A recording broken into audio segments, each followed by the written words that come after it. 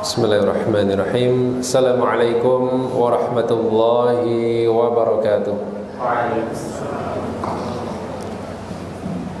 Alhamdulillah, wassalatu wassalamu ala rasulillah wa ala alihi wa sahbihi wa man wala, wala hawla wala quwwata illa billahi, amma ba'd.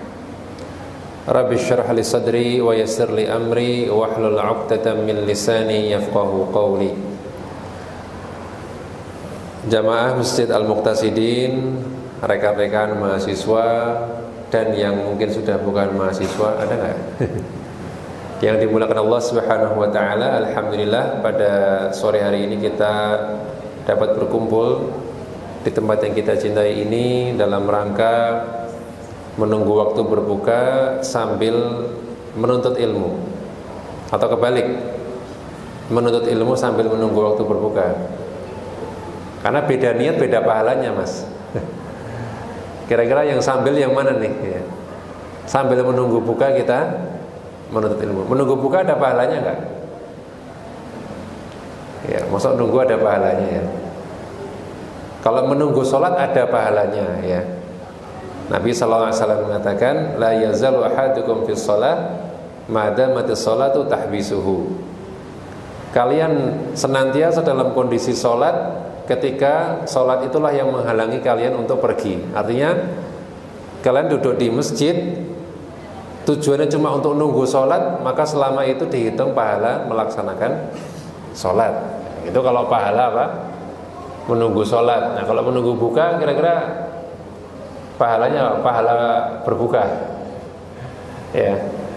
Jadi kita niatkan untuk thalabul ilmi ya, untuk mencari ilmu atau membahas ayat-ayat Allah yang mana itu akan mendatangkan keberkahan. Nabi SAW mengatakan dalam sebuah hadis, majtama qaumun fi baitin min buyutillah yatluna kitaballah wa yatadarasunahu bainahum illa nazalat alaihimus sakinah wa ghasyiyatuhumur rahmah. Ketika sekelompok orang berkumpul di salah satu di antara rumah-rumah Allah, yaitu di masjid, mereka membaca Al-Qur'an, mempelajari Al-Qur'an di antara mereka, maka akan turun sakinah, akan turun ketenangan, dan akan diliputi oleh rahmat dari Allah Subhanahu wa ta'ala. Wa hafathumul malaikah, dan malaikat akan meliputi mereka. Ini menunjukkan bahwa sekedar duduk mendengarkan Al-Quran dibacakan, dibahas, itu sudah menimbulkan atau menjadikan rahmat itu turun. Artinya Allah sayang dengan kita ya. Maka kita niatkan untuk thalabul ilmi, untuk mencari pahala di sisi Allah Subhanahu wa taala. Ya.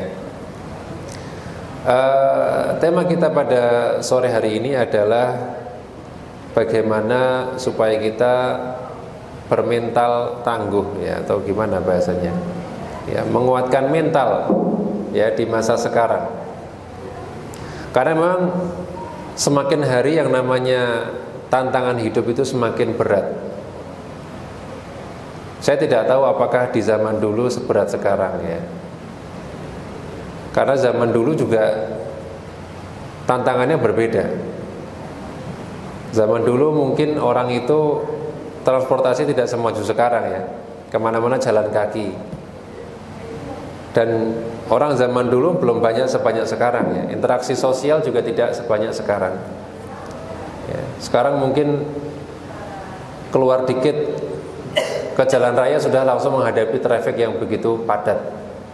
Jogja yang terkenal dengan dulu ya nggak macet aja, sekarang mulai macet ya. Apalagi yang di Jakarta, Bandung, kota-kota besar, tentunya pressure-nya itu lebih besar ya. Dari sisi mahasiswa sendiri ada pressure dari sisi akademik.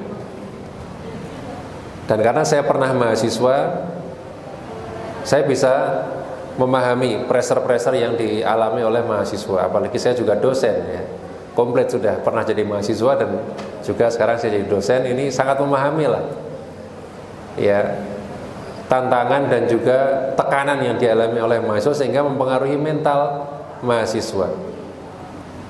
Contohnya misalnya ketika kuliah kemudian banyak tugas ya. Kalau di tempat saya kuliah dulu tugas itu tidak tidak terlalu banyak.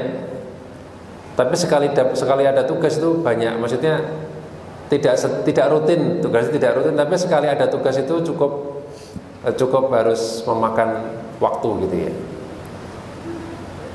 Nah, kadang mahasiswa ketika menghadapi yang semisal ini dia stres. Ketika dia dituntut untuk kemudian mengerjakan sampai begadang dan seterusnya, ini ada stres tersendiri. Terutama jika dia hadapi sendiri yang tidak kerja kelompok dengan temannya, ini semakin menambah beban ya. Beban tugas, belum lagi ujian ya. UTS. Ini baru aja kuliah ya kalau UI ya. Baru aja kuliah. Atau di tengah-tengah kuliah ya. Karena kalau di kampus negeri sekarang sudah mau UTS. Ini akan menjadi beban tersendiri bagi mahasiswa. Kemudian kadang juga di kelas juga mahasiswa kadang beban untuk memahami materi. Tidak semua dosen itu pintar dalam menjelaskan. Setuju? Setuju. Stres sendiri kan? Wah, ini ngomong apa kan? Apalagi suaranya pelan, wah tambah stres ya. Tambah apa sih gitu? Ngantuk tidur aja gitu. Begitu ujian ramudeng, ya, nggak tahu nggak apa ini akhirnya belajar juga mau belajar apa ya kan? Ya, itu menjadi masalah yang lain. Belum lagi kadang sebagian kita ambisius untuk mendapatkan nilai yang tinggi. Dan saya rasakan sampai sekarang mahasiswa itu lebih butuh nilai daripada ilmu. Karena di kelas itu nggak mudah nggak apa-apa, yang penting ujian bisa, lucu kan ya. Tapi itu menjadi satu beban tersendiri ketika misalnya dapat nilai B aja, kadang B plus aja itu saya kadang di WA ya, mohon maaf, kenapa ya saya B plus? Maunya A gitu ya, maunya A gitu. Artinya mahasiswa itu banyak tuntutan yang menyebabkan dia bisa tertekan ya, mengalami tekanan. Kemudian tekanan sosial dari pergaulan. Orang yang bergaul dengan teman yang status sosialnya tinggi itu mau tidak mau atau sedikit atau banyaknya akan ada tekanan sosial. Ya Kak, ketika budayanya beda gitu, dia kok orang ini misalnya HP-nya bagus gitu ya, atau misalnya bajunya bermerek atau sepatunya bermerek atau apanya gitu ya, atau mungkin dia punya budaya nongkrong ngafe misalnya karena dia punya duit ya bebas gitu. Sehingga kita kadang ketika kita jadi minoritas gitu ya, yang lain banyak seperti kita enggak gitu, itu juga menjadi beban. Saya sendiri ya sama ya, dulu punya teman-teman yang seperti itu juga yang, tapi alhamdulillah waktu itu temennya banyak. Jadi ya itu menjadi geng-gengan ya. Ini geng yang nggak pernah ngafe, ini geng yang suka ngafe, biliar dan seterusnya. Tapi bagaimana dengan orang yang kemudian terkucil gitu ya, karena dia minoritas di situ. Mungkin dia sendiri aja yang tidak seperti teman-temannya. Ini juga menjadi masalah tekanan mental ya. Kemudian juga ada ekspektasi dari keluarga dan seterusnya. Ini tekanan-tekanan sosial yang mungkin terjadi pada mahasiswa, yang semua itu menjadikan mahasiswa ini kemudian mentalnya jatuh ya. Sehingga kadang ada ospek itu, kalau ditanya ospek tujuannya apa? Tujuannya untuk mengasah mental, sehingga isinya dimarah-marahi, dibentak-bentak ya. Katanya untuk membentuk mental. Apakah benar yang seperti ini akan membentuk mental? Ada benarnya, ada tidak benarnya. Karena memang faktanya adalah orang yang banyak mengalami pembentakan gitu ya, terbiasa itu ya menjadi biasa, tidak lagi cengeng gitu ya. Dan orang yang jarang dimarahi sekali dimarahi dia biasanya akan down. Ini juga suatu hal yang kenapa saya nyatakan ada benarnya dilatih untuk dibentak itu akan membentuk mental. Tapi ada nggak benarnya juga. Ya. Kenapa? Ketika orang itu dibentak-bentak, apalagi dicari-cari kesalahannya, ya, itu sebetulnya adalah akan merusak otak ya. Orang kalau terlalu banyak dibentak tuh ada bagian otaknya yang kemudian sel-sel otak yang kemudian mati. Nggak boleh orang terlalu sering dibentak juga tidak baik ya. Akan ada stres juga. Sehingga kita kalau mau membentuk mental jangan dengan metode yang seperti itu, yang berisiko, yang tidak teruji lah ya, yang masih mengandung hal-hal yang berisiko untuk malah merusak mental. Yang benar adalah kita harus melihat dari sisi Islam. Seperti apa Islam dalam membentuk mental ya, membentuk mental yang kuat. Maka konsep yang harus kita pahami bahwasanya mental yang kuat dalam Islam itu dibentuk dari keimanan yang kuat ya, ini bukan sekedar teori, tapi betul-betul ini terbukti ya, dari masa ke masa bahwa orang yang imannya kuat, mentalnya juga kuat. Dan ini juga didukung oleh beberapa dalil dari Al-Quran. Kenapa kok keimanan itu sangat relate ya, semakin kuat iman seorang kepada Allah, kepada rukun iman secara umum dengan kekuatan mental.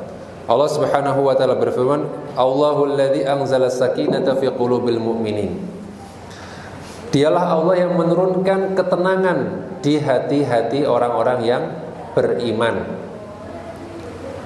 Artinya ketika seorang itu semakin kuat imannya, hatinya semakin tenang ya. Nanti akan kita jelaskan seperti apa keimanan yang membuat hati itu tenang ya. Yang jelas orang yang betul-betul kuat keinginan kepada Allah, Allah akan janjikan dia akan diberikan ketenangan. Liyazdadu imanan ma'a imanihim, untuk menambah iman mereka yang sebelumnya sudah ada. Jadi rasa tenang itu akan menambah keimanan yang sudah ada. Karena dalam akidah Ahlussunnah, iman itu naik dan turun, bertambah dan berkurang. Ketika seorang itu kemudian ya kuat imannya, Allah akan semakin tambahkan sakinah dalam hati dan akan semakin kuat ya. Mbak-mbak kalau dibacakan ayat Al-Quran tolong jangan berisik ya mbak-mbak ya. Yang di belakang mbak-mbak, Assalamualaikum mbak-mbak, Assalamualaikum warahmatullahi wabarakatuh. Ya mbak-mbak kalau dibacakan ayat mohon, kalau pas saya ngomong nggak apa-apa, tapi kalau pas dibacakan ayat tolong ya, ini adab. Jangan kalau dibacakan ayat itu jangan ribut sendiri. Ini menghormati ayat, bukan menghormati saya. Kalau saya nggak dihormati nggak apa-apa. Kalau ayat jangan nggih. Jadi kalau ayat tolong ketika mendengar satu ayat dibacakan tolong jangan masih cuek gitu. Ini kurang beradab, nggih. Baik. Saya lanjutkan. Dialah Allah yang menurunkan sakinah. Ya, jadi ke hati orang yang beriman. Jadi iman menghasilkan sakinah ya. Dan orang yang yakin kepada Allah, dia tidak akan mudah goyah dalam ujian-ujian yang menimpanya. Ambil contoh adalah para nabi. Para nabi adalah orang-orang yang imannya paling kuat. Cobaan mereka juga cobaan yang paling berat ya. Nabi SAW mengatakan asyaddun nas balaan al-anbiya. Orang yang paling berat cobaan itu para nabi. Tsummas sholihun, kemudian orang-orang soleh. Kenapa? Ya mereka imannya cukup kuat untuk menghadapi ujian-ujian tersebut ya. Kalau imannya nggak kuat, Allah tidak akan berikan ujian yang berat kepada mereka. Kemudian dalam hadis Nabi SAW mengatakan al-mu'minul qawi khairun wa ahabbu ilallah minal al-mu'min ad-dha'if. Mukmin yang kuat itu lebih baik dan lebih Allah cintai daripada mukmin yang lemah. Namun jangan dibawa kepada makna mukmin yang kuat ini adalah kuat fisik, bukan. Ya, nanti wah kita nge-gym. Kenapa? Mukmin yang kuat lebih ya. Sebetulnya ada benarnya ya, ada benarnya bahwa jadi kuat itu bagus ya, mukmin yang kuat itu bagus. Tapi makna di sini bukan kuat fisik ya, tapi kuat apa?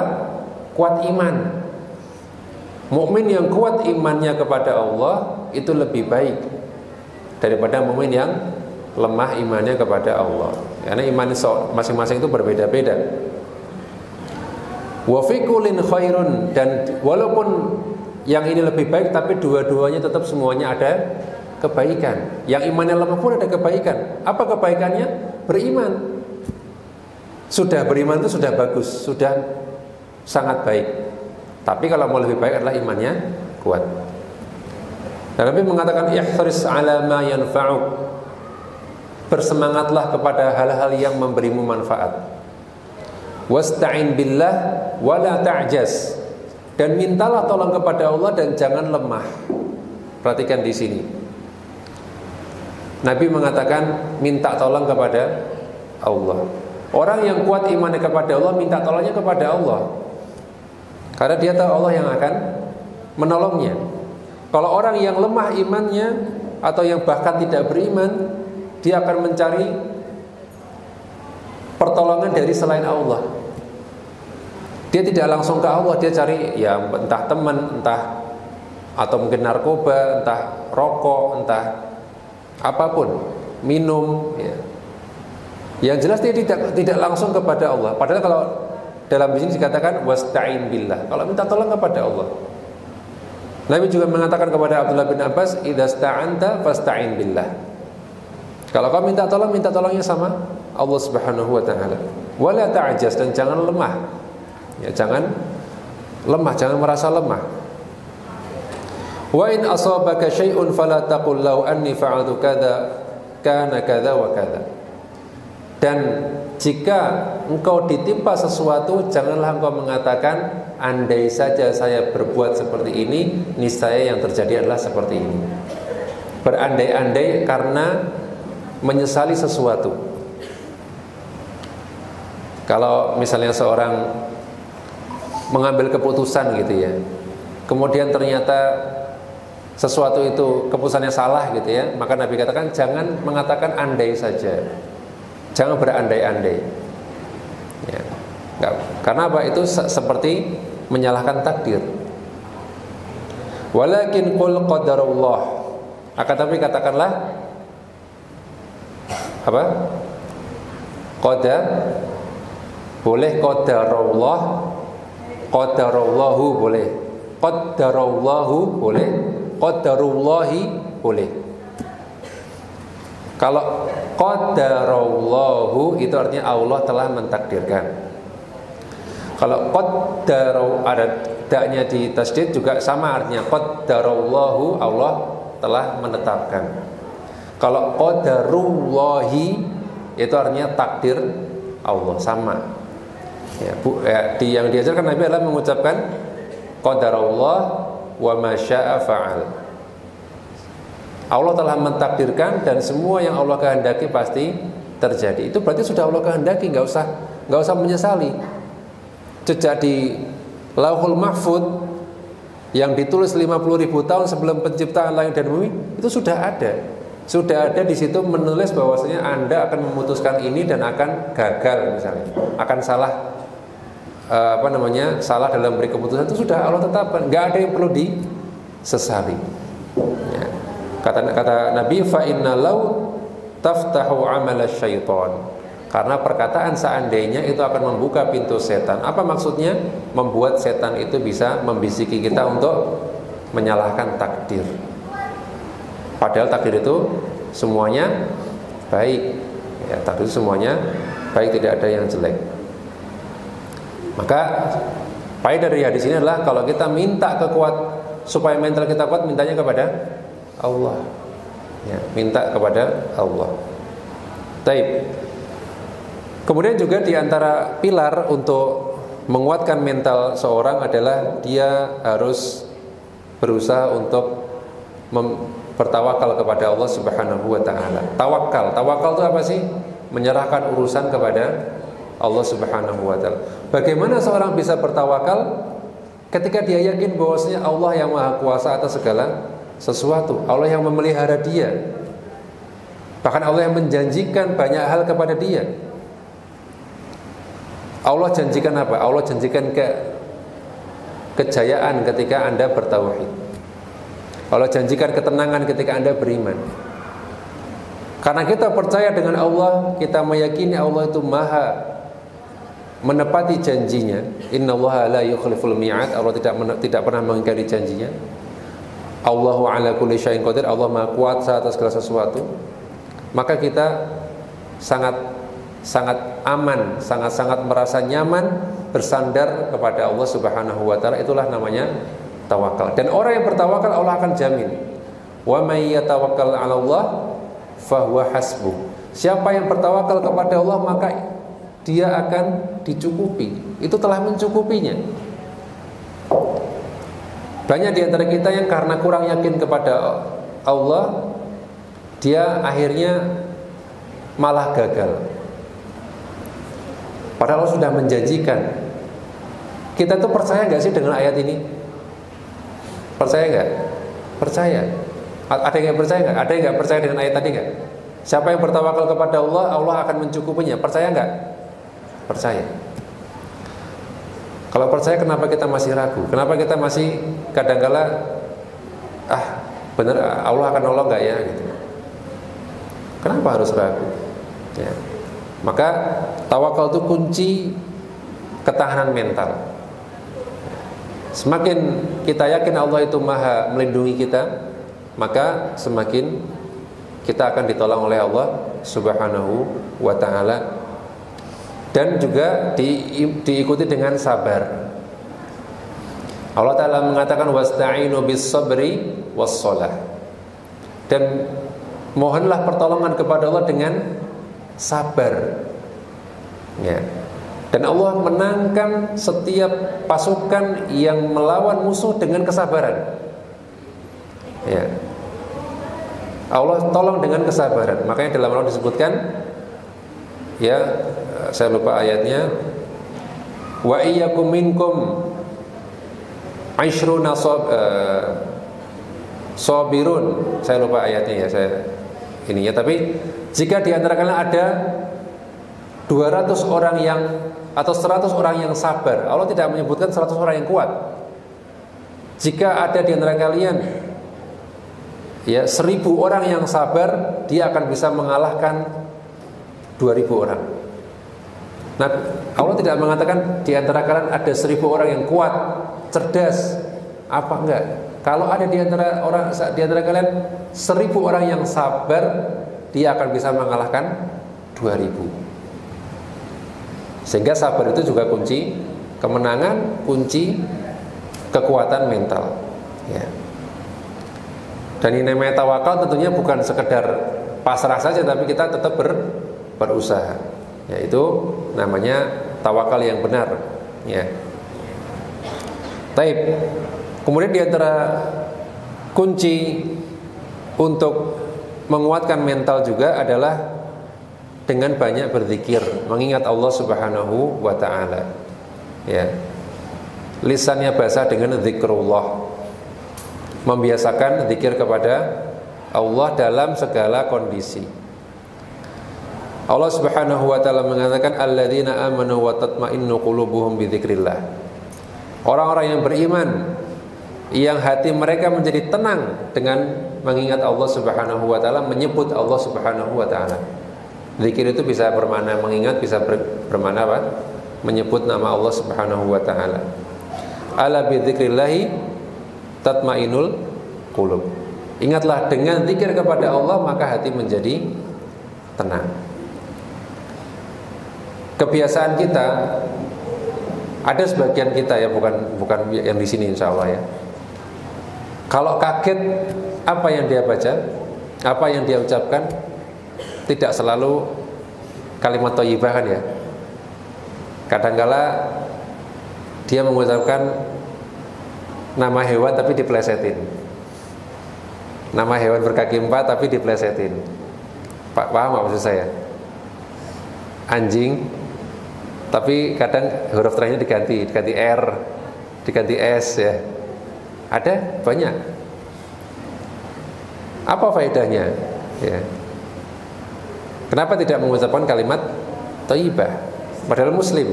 Ya. Dan itu masalah kebiasaan. Itu masalah kebiasaan. Kalau kita biasakan, lama-lama terbiasa dan tidak akan mengucapkan yang lain. Ya, jadi zikir itu bukan hanya kemudian Anda setelah sholat zikir subhanallah, itu zikir setelah sholat. Yang dimaksud zikir adalah zikir dalam di setiap sendi kehidupan, di setiap waktu. Ya, mengingat Allah Subhanahu dan menyebut nama Allah Subhanahu wa taala itu akan tenang hatinya. Ya. Nah, ini yang kadang sebagian orang masih belum membiasakan. Dan ya, yang berikutnya adalah di antara sebab orang itu jatuh mentalnya adalah ketika dia punya ketakutan yang berlebihan terhadap dunia. Takut masa depan, ya kan? Kayak misalnya kita sekarang kuliah nih, belum lulus saja udah kepikiran saya nanti kerja di mana misalnya. Jangankan teman-teman ya, saya juga dulu kayak gitu. Bahkan saya mikir tuh sebelum masuk kuliah ya, waktu saya SMA saya udah mikir nanti kalau saya masuk kampus, saya kan dulu saya tuh dulu milih antara mau kampus biasa atau ikatan dinas waktu itu. Karena saya orangnya pengen santai ya, pengen dapat jaminan lebih jelas, saya pengennya ikatan dinas waktu itu.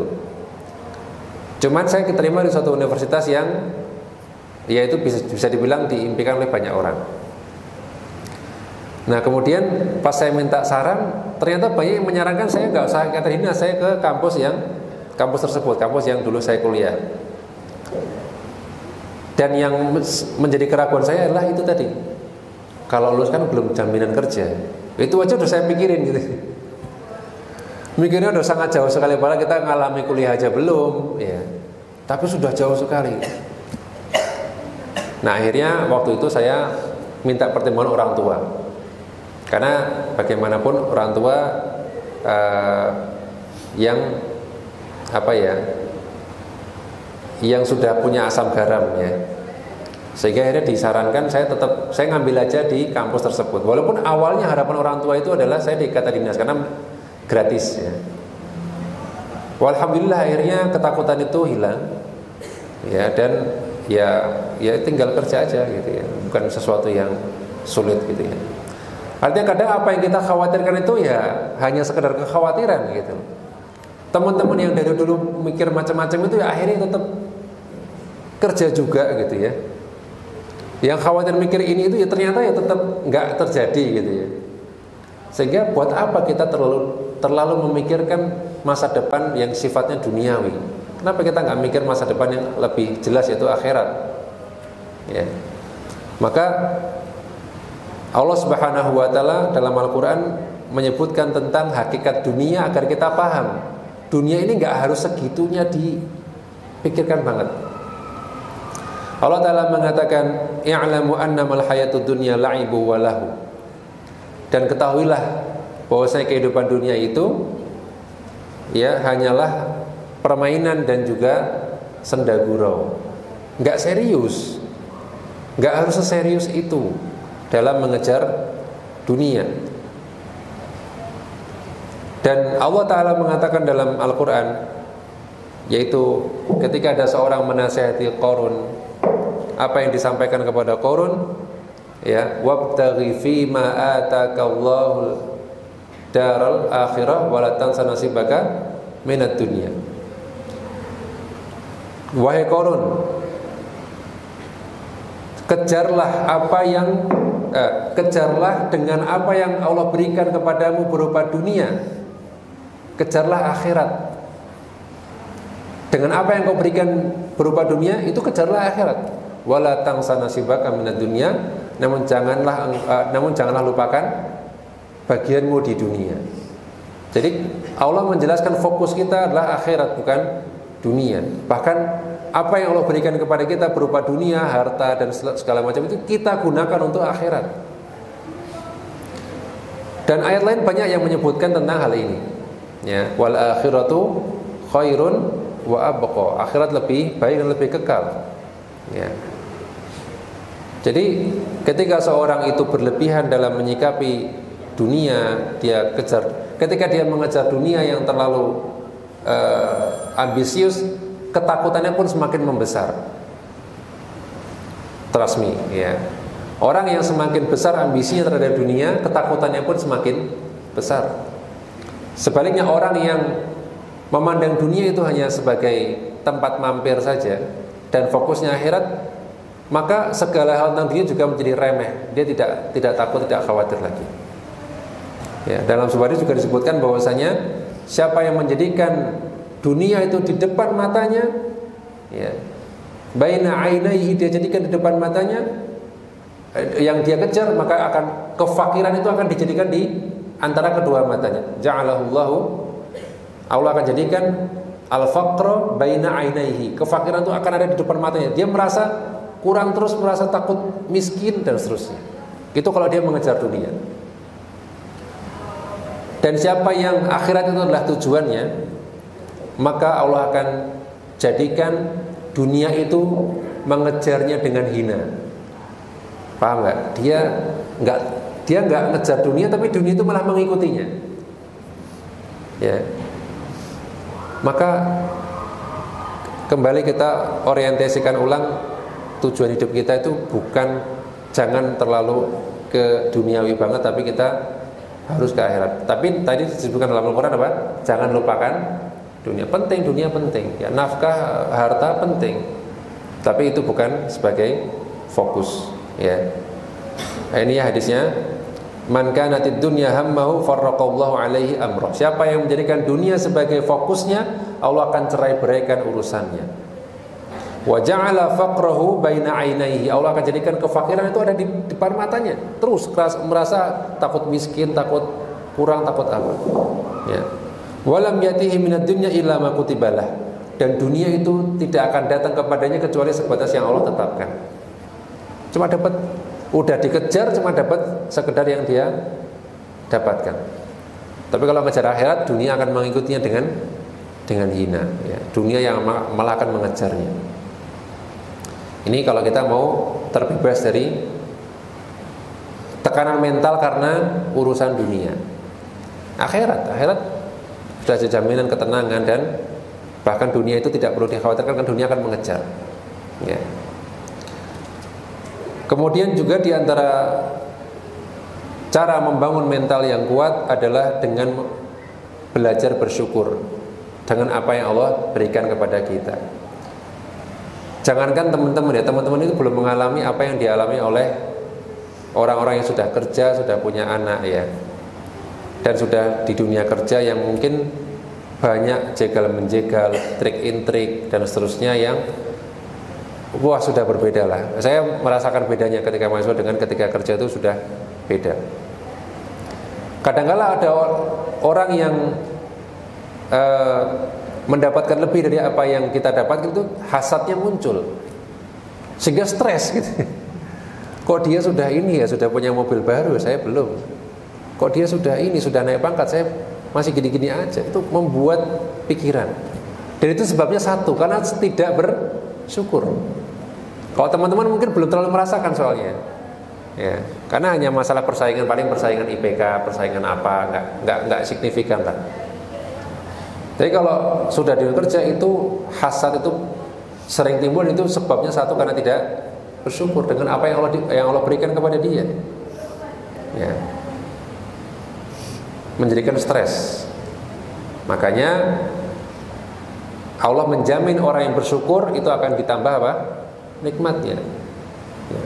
La in syakartum la azidannakum. Kalau kalian bersyukur, Allah akan tambahkan. Ini kalau ini percaya nggak? Ayat ini percaya nggak? Percaya. Kalau percaya berarti kira-kira akan hasad nggak sama orang? Iri nggak sama apa yang didapatkan orang lain? Rezeki orang kira-kira bakal iri nggak? Kalau ini kan nggak bersyukur ya. Kalau nggak bersyukur, nikmatnya berarti nggak ditambah dong. Pengen ditambah atau enggak nih? Kalau pengen ditambah ya berarti kita bersyukur aja. Ya. Dan itu akan dapat bonus terlepas dari beban mental, sudah. Orang yang paling menderita di dunia salah satunya orang yang hasad. Bebannya sangat berat. Orang lain dapat kesenangan, dia malah tambah susah. Semakin orang lain dapat senang, dia tambah susah.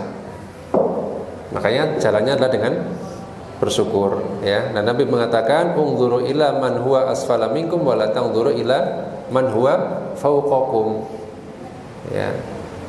Lihat kepada orang yang di bawahmu dalam urusan dunia. Dan jangan lihat orang yang di atasmu.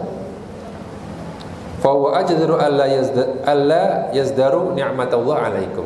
Itu menjadikan kalian tidak meremehkan nikmat Allah yang diberikan kepada kalian. Makanya di antara bimbingan Nabi apa? Sering-sering menjenguk orang sakit. Kita sama orang sakit lebih nikmat mana? Orang yang sehat atau yang sakit? Yang sehat. Kita diminta bersyukur kita nggak sakit seperti dia. Nabi mengajarkan untuk mengelus kepala anak yatim. Walaupun mungkin bisa jadi di antara kita juga yatim juga, tapi kalau kita nggak yatim, kita mengelus kepala anak yatim, itu kan akan menjadikan kita bersyukur banget. Kita masih punya orang tua, dia nggak punya. Dan seterusnya banyak ajaran Nabi yang menjadikan kita tuh bersyukur atas apa nikmat yang Allah berikan kepada kita. Nikmat kesehatan, nikmat harta, ya, nikmat waktu luang. Iri nggak sama orang yang sibuknya wirawiri kesana kemari? Kalau saya nggak iri. Saya kasihan ya lihat orang kok sibuk banget. Dia kehilangan satu nikmat, itu apa? Al-faragh, waktu luang. Meskipun dalam kesibukannya menghasilkan duit, ya. Tapi lebih enak mana? Santai atau buru-buru? Lebih enak santai kan ya? Lebih enak waktu luang. Ya, maka kita belajar bersyukur dengan apa yang Allah berikan kepada kita, baik itu harta, kesehatan, waktu luang, dan seterusnya. Ya, insya Allah tekanan hidupnya juga akan berkurang, ya. Kemudian juga yang berikutnya adalah di antara ini yang juga termasuk yang paling penting adalah untuk membangun ketahanan mental, kita harus betul-betul benar dalam mengimani takdir. Ya, kalau tadi kan iman kepada Allah, Allah maha memelihara makhluknya, Allah maha melindungi makhluknya, Allah maha memberi rizki makhluknya. Itu keyakinan kepada Allah. Tawakal kepada Allah itu menguatkan. Nah, ini juga termasuk keimanan terhadap takdir Allah Subhanahu wa ta'ala. Dalam surat Al-Hadid Allah Subhanahu wa ta'ala mengatakan, ma asaba min musibatin fil ardi wala fi anfusikum illa fi kitabin min qabli an nabra'aha. Tidak ada satupun musibah yang menimpa di bumi dan menimpa diri kalian kecuali semuanya telah tertulis dalam satu kitab sebelum Allah menciptakan semua itu. Artinya kita meyakini bahwasanya apapun yang terjadi di saat ini, musibah apapun yang menimpa itu sudah Allah tetapkan. Mau jungkir balik juga tidak akan berubah. Kita harus meyakini itu. Ya, karena dengan kayak itu akan lebih tenang. Ya, akan lebih tenang. Inna dzalika 'ala Allah yasir. Itu mudah bagi Allah Subhanahu wa ta'ala. Dan di sini kemudian Allah Subhanahu wa ta'ala menyebutkan tujuannya apa? Likaila ta'sau 'ala ma fatakum wa la tafrahu bima atakum. Yaitu supaya kalian tidak putus asa, ya, dari apa yang terluput dari kalian. Tujuannya itu, kita meyakini Allah sudah menetapkan itu supaya kita itu tidak menyesali apa yang sudah luput dari kita. Kita nggak jadi, misalnya kita ujian seleksi masuk mana, nggak lulus, stres nggak? Ya kalau saya sih ada stres, ya. Karena itu saya udah menganggap itu suatu masa depan gitu. SPMB mau daftar ini nggak lulus, daftar setan nggak lulus, daftar apa nggak lulus, gitu. Daftar kerja nggak dapat gitu ya. Ya stres. Tapi kemudian kita ingat, ini sudah Allah tetapkan 50.000 tahun sebelum penciptaan langit dan bumi. Ya, kataballahu maqadiral khalaiq qabla ayakhluqas samawati wal arda bi khamsina alfasana. Allah telah menetapkan takdir seluruh makhluk 50.000 tahun sebelum penciptaan langit dan bumi. Sendal hilang itu sudah Allah takdirkan 50.000 tahun sebelum bumi diciptakan. Ya. Dan saya sendal hilang sudah hal biasa ya. Alhamdulillah baru sendal ya. Belum yang lain. Jadi kalau kita ingat sudah rasanya sudah plong, Dan tujuannya apa? Supaya tidak menyesali apa yang sudah terlewat. Ya. Wala tafrahu bima atakum, dan juga tidak terlalu gembira dengan apa yang Allah berikan. Karena apa? Itu juga takdir. Itu bukan dirimu, itu bukan pencapaianmu semata, itu bukan karena kamu hebat, bukan karena kamu apa? Itu karena takdir Allah juga. Jadi iman terhadap takdir Allah itu apa? Membatasi seseorang tidak terlalu sedih atas apa yang terjadi dan tidak terlalu gembira kalau mendapatkan sesuatu, karena itu semua dari Allah Subhanahu wa taala, semua sudah ditakdirkan. Ya. Jadi penting untuk betul-betul mengimani takdir ini. Ingat takdir, dah. Ketika sudah ada sesuatu, ingat semuanya telah ditakdirkan. Dan Nabi SAW juga mengatakan, ya, la tu'minu hatta tu'mina bil qadar kulli. Engkau tidak disebut beriman sampai engkau beriman dengan takdir seluruhnya. Hatta ta'lama anna ma asabaka lam yakun liyukhti'ak. Dan engkau tidak beriman sampai engkau mengimani bahwasanya apa yang menimpamu tidak mungkin luput darimu. Apa yang memang sudah jatahmu itu tidak akan pernah meleset. Baik itu berupa rezeki atau musibah, itu tidak akan meleset sedikit pun. Wa ma akhta'aka lam yakun liyusibak. Dan apa yang terlewat, apa yang memang bukan jatahmu, tidak kau dapatkan, memang bukan jatahmu. Lam yakun liyusibak, tidak akan kamu atau tidak akan menimpamu. Ya, rufi'atil aqlam wa jafatis suhuf. Pena-pena sudah diangkat dan lembaran-lembaran sudah kering, sudah enggak bisa diubah lagi, sudah. Penanya sudah enggak nulis lagi, lembarannya juga sudah kering, enggak bisa dihapus, enggak bisa diapa-apakan di Lauhul Mahfuz. Nah, ini menjadikan kita lebih apa? Lebih pasrah, ya sudah enggak apa-apa. Karena kita tahu takdir Allah itu yang terbaik. Siapa yang berani mengatakan bahwa takdir Allah ada yang tidak baik, Allah tidak becus dalam menetapkan? Siapa yang berani? Kita nggak akan berani seperti itu, karena memang kita tahu yakin bahwa setiap Allah menetapkan takdir itu pasti yang terbaik sudah. Ya. Bisa kafir kalau orang mengatakan Allah tidak adil, Allah tidak bisa mengatur, menetapkan takdir, itu kafir orang seperti ini. Maka kita sebagai seorang mukmin pasti yakin bahwasanya takdir Allah adalah yang terbaik, sehingga kita menjadi lebih tenang dan mental kita juga lebih tidak terbebani. Ya. Jadi tadi ya, jadi intinya adalah tadi iman kepada Allah, ya, semakin kuat keimanan kita kepada Allah itu akan berpengaruh. Kemudian yang kedua apa tadi? Sabar dan tawakal, ya. Tawakal kita kepada Allah dan sabar. Dan juga apalagi tadi zikir, ya, mengingat Allah Subhanahu wa taala, membiasakan menyebut nama Allah, mengingat Allah, apa-apa itu diingat, yang diingat adalah Allah, minta tolongnya juga kepada Allah. Ya, dan yang terakhir apa? Mengimani takdir dengan benar. Insya Allah itulah kunci-kunci kita untuk bisa lebih kuat mentalnya, dan kekuatan mental itu bukan dari kita, dari siapa? Dari Allah juga. Ya, bukan kita yang kuat, ya, bukan kita yang kuat, tapi Allah yang menguatkan kita. Ya, barangkali itu yang bisa saya sampaikan ya untuk kesempatan pada hari ini. Ya, sebenarnya kajian buka itu jangan sejam, ya. Kalau yang pembicara itu biasanya udah kehilangan banyak air, sore-sore itu udah kering biasanya, ya. Jadi saya biasanya kalau kajian buka itu setengah jam lah, biasanya gitu. Dan jamaah juga cenderung enak juga kan, setengah jam itu nggak terlalu ngantuk, ya, tapi masih tetap bisa fokus, ya. Biasanya seperti itu. Jadi tadi saya sempat tanya, beneran setengah setengah lima kan nih? Kalau setengah lima berarti paling ya sampai jam 5 lewat lah gitu, ya, seperti itu. Baik, wallahu ta'ala alam, ya, semoga bermanfaat. Mungkin waktu saya serahkan kembali ke moderator. Baik, terima kasih atas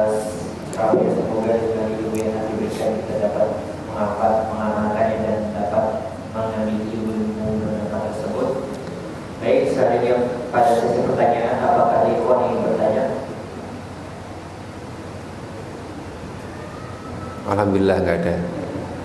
Saya ada pertanyaan dari Wanas. Ya, gimana? Oh, silakan. Bismillah Ustaz, izin bertanya, apakah ketika seseorang harus berada dalam hal yang dia senangi itu termasuk istidrak Ustaz?